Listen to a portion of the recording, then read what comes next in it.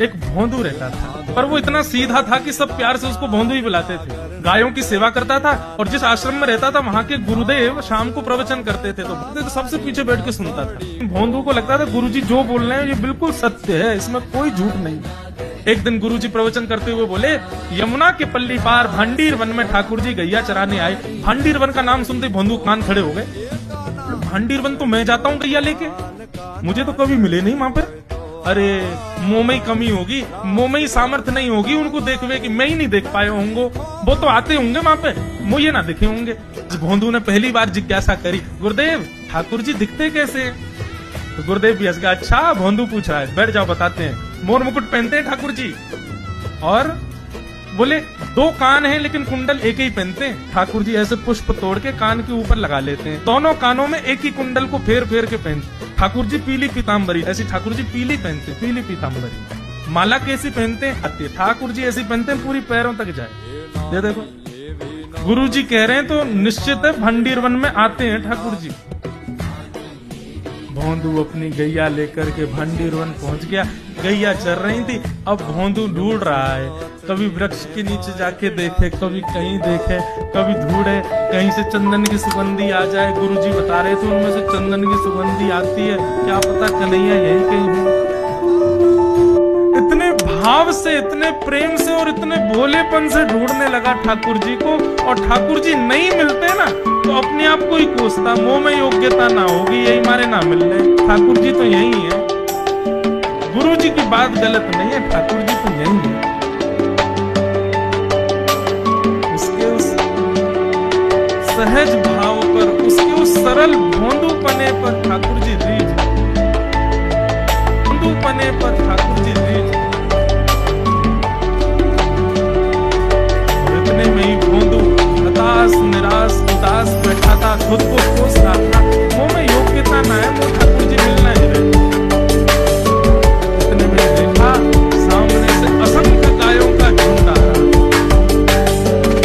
उन्होंने जैसे उन गायों को देखा, ऐसी गाय कभी देखी नहीं, अलग गाय, सींग चमक रहे, सींगों के ऊपर के भाग में सोने चांदी मढ़े हुए हैं, ऐसी ऐसी सुंदर सुंदर तंदुरुस्त गैया।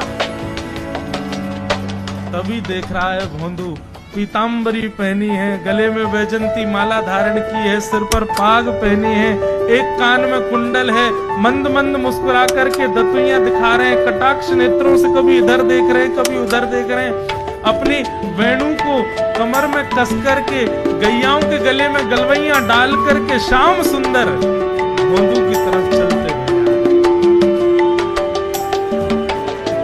ये दृश्य देख करके हाथ पांव कांपने लगे। उसको लगा मेरे पास तो आएंगे ही नहीं, ये वहीं से मुड़ जाएंगे, अब मैं उनके पास जाके उनको असहज नहीं करूंगा, यहीं से देख लूं, यहीं से प्रणाम कर लूं। लेकिन जैसे जैसे प्रणाम करके ऊपर देखता ठाकुर जी और पास, जैसे ही ठाकुर जी आकर के बैठे, भोंदू के पास शब्द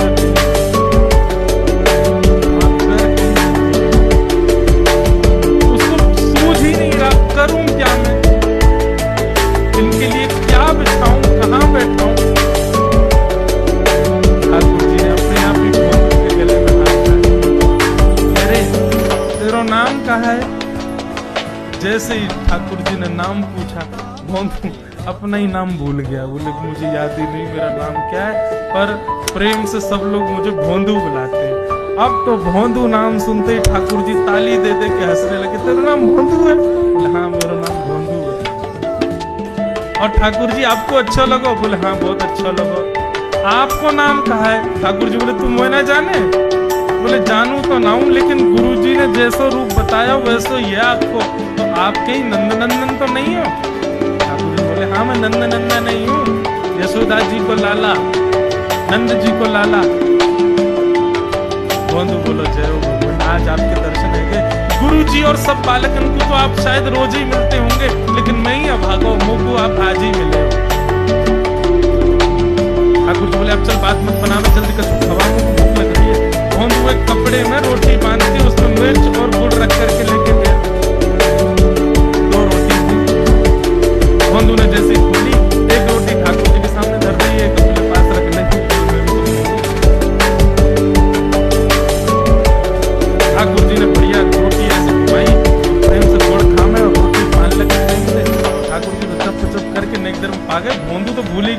हैरान हो गई, वो ठाकुर जी को ही देख रहा है। ठाकुर जी बोले और जोर की भूख लगी, ला अपनी रोटी दे दे। भोंदू बोला मुंह को भी भूख लगी है। बोले अच्छा चल आधी आधी खा ले, मैं तो आधी तू खा ले आधी मैं खा लूं, दोनों खा लिए। कल तो नेक्स्ट से ज्यादा सी रोटी ले आइयो, भूख ज्यादा लगे, और सुन यही समय आइयो, मिलूंगा कल भी तोते। ठाकुर जी अपने मार्ग पर चले गए। भोंदू इतना प्रसन्न है, आज मुझे ठाकुर जी मिले। गुरुदेव के प्रवचन का समय हुआ, भोंदू पीछे जाके बैठ गया, अपने गुरुदेव को प्रणाम करे, इनकी कृपा से ठाकुर जी। उसने किसी को नहीं बताया, उसको लगा सबको ही मिलते हैं भगवान, मुझे ही मिले बहुत दिन बाद। दूसरे दिन भोंदू खूब सारी सामग्री रसोई घर में इकट्ठा करके जाने लगा। किसी ने जाके गुरुदेव से कह दिया कि भोंदू बहुत सारी सामग्री ले जा रहा है। गुरुदेव ने जाके कही, इतनी सामग्री ले जा रहा हो भैया, भंडारो करेगो का? नहीं गुरुजी भंडारो तो नहीं करूंगा, वो नंदनंदन नाम है, यशोदानंदन मदन मोहन, वो अपनी गैया चरा के आए, कल भी आए, मेरी रोटी खा गए, मैं भूखा ही रहूंगा कल। या हमारे ज्यादा सी ले जा रहा हूँ, बेचारे बहुत भूखे आए कल, उनको पेट भर जाएगा, मैं भी पा लूंगा, या हमारे गुरुजी आज ज्यादा सामग्री ले जा रहा हूँ। गुरुदेव ने मन में सोचा ये बात कोई और कहे तो अविश्वास किया जा सकता है, लेकिन भोंदू झूठ नहीं बोलता। भोंदू कभी झूठ नहीं बोलता, भोंदू की बात पर विश्वास करना ही पड़ेगा। गुरुदेव बोले सुन जी आए थे। बोले अच्छा, उनका रूप कैसा था? जैसा रूप आपने बताया था ना गुरुजी, बिल्कुल वैसा, ऐसे कटाक्ष नेत्र, मोती जैसे दांत, ठाकुर जी की मुस्कान ऐसी, पाग ऐसी, कान ऐसे। गुरुदेव के तो नेत्र बंद हो गए, वे सब अनुभव करने लगे। लेकिन गुरुदेव बोले रूप कैसा भी बता दे, चरण यदि इसने बता दिए तो मैं मान जाऊंगा कि ठाकुर जी। अच्छा मैंने चरण देखे? हाँ गुरुजी मैंने चरण देखे। चरण कैसे थे? ठाकुर जी के चरण जब वो चल करके आगे बढ़ते हैं ना तो चिन्ह बन जाते हैं। कहीं ध्वजा बनी थी, कहीं शंख बना था, कहीं कुछ बना था, और उनके जो नखून है ना उनमें से ऐसा लगता है मानो जैसे कोमल का पराग हो, कमल का पराग हो, और चरणों का रंग कैसा, जैसे मानो जैसे कमल होता है ना, कमल की आकृति ऐसे ठाकुर जी। और चरण का यथावत वर्णन उन्होंने कर दिया। गुरुदेव समझ गए, निश्चित ठाकुर जी। नहीं तो भोंदू कहाँ जाने, इतनी बुद्धि नहीं है उस पे कि वो इतना सब कुछ ढूंढ धाड़ के मुझे बताए। भोंदू एक काम करेगा? बोले हाँ। ठाकुर जी आएंगे तो तेरे सखा बन गए? बोले हाँ। तो उनको लेकर के आश्रम आ जाए, यहाँ पे आ जाए। भोंदू बोला कि इतने योग्य बालक हैं, लेकिन ठाकुर जी ने किसी से नहीं कही, मुझसे कही है। अगर मैंने ये काम नहीं किया तो मेरा जीवन व्यर्थ है। भोंदू को लगा ठाकुर जी सबसे ही मिलते हैं, गुरु जी किसी से भी कह के बुलवा लेते, मुझको काम दिया। भोंदू ने तो उसको अपने हृदय में ले लिया, अब ये काम मुझे करना है। बोले गुरु जी मैं वचन दे के जा रहा हूँ, ठाकुर जी को मैं लेके आऊँ। भोंदू वन में चला गया। अब तो उसको मिलने की भी एक्साइटमेंट नहीं है, और कोई उसके मन में भावे नहीं है, उसको ये बस ठाकुर जी को मैं ले जाऊँ। जाकर के बैठा, ठाकुर जी अपनी गैया चराते हुए जी आए, रूप देख करके फिर से भावुक हो गया। ठाकुर जी आकर के बैठ गए, बोले चल जल्दी निकाल रोटी, भूख लगी है मुझे। भोंदू सजाता जा रहा है, खाली ठाकुर देता जा रहा है, जय जय प्रार्थना करो।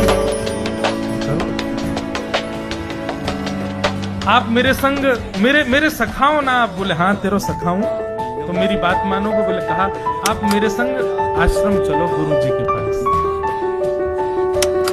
ठाकुर जी रोटी पाते जा रहे, ठाकुर जी ने अनसुनी कर दी बात। बोले जय जय कछु कहो ना, आप चलोगे ना? ठाकुर जी बोले हम तेरे सखा हैं, तेरे गुरु जी के सखा नहीं है। तू मोते मिल, तू मेरे संग था, तू मेरे संग रहे, तू कछु कर, तू कुछ सब अधिकार है, लेकिन ये हम गुरु जी ते मिल बातें मिल ये सब हम नहीं करेंगे। हम बस तेरे सखा हैं, तो जाने और कोई ना जाने।